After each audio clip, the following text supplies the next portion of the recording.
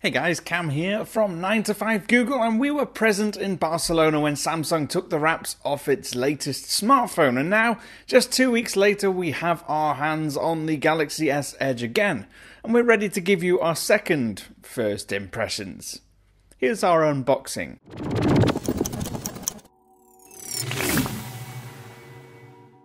Now, the box is a simple matte black package with subtle grey text on the back and high contrast white and blue embossed branding on the front. Opening up, we get to the phone sitting on top in its own cradle, but once we've moved that out the way, we get to the usual set of in-box accessories. Those include a bundle of leaflets which are packed alongside Samsung's rather attractive teardrop-shaped SIM ejector tool. There's also a quick charge wall adapter in bright white, a USB adapter for transferring your old phone's content, and a USB to micro USB cable, both of which are also bright white.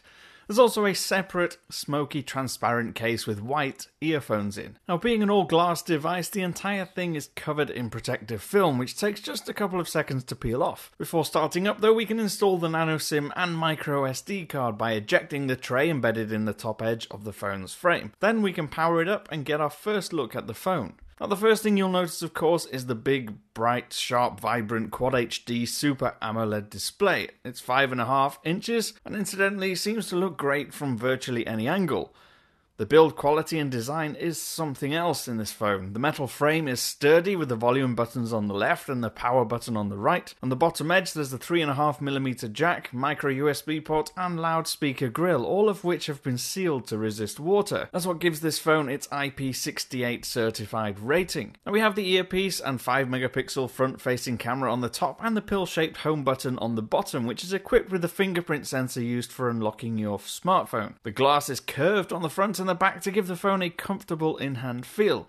It also happens to be way smaller in general than an iPhone 6s Plus, which has the same size display. As a side note, the curved glass looks incredible. On the back we have the brand new 12-megapixel f-stop 1.7 camera with 4K video recording capabilities, and that's alongside the single LED flash and heart rate monitor. The camera is surrounded by a squarish dark chrome frame and doesn't protrude anywhere near as much as the S6's did. Now, software is Android 6.0.1 Marshmallow, which includes Now on Tap and Doze mode for better battery performance, but it doesn't allow you to adopt micro SD cards as internal storage. Of course, it runs TouchWiz UI on top, which still has the same terrible app icons, but a nice transparent app drawer. Other unique features include the Edge panel options, which give you better access to various apps and features using those curved edges. There's also the always on display feature, which shows notification icons and your clock. Other specs include the Exynos 8890 octa-core chip in this model, but Snapdragon 820 quad-core in others, 4GB of RAM, 32GB of built-in storage, which you can expand up to 200GB, and there's a 3600mAh battery with Quick Charge 2.0 support for fast charging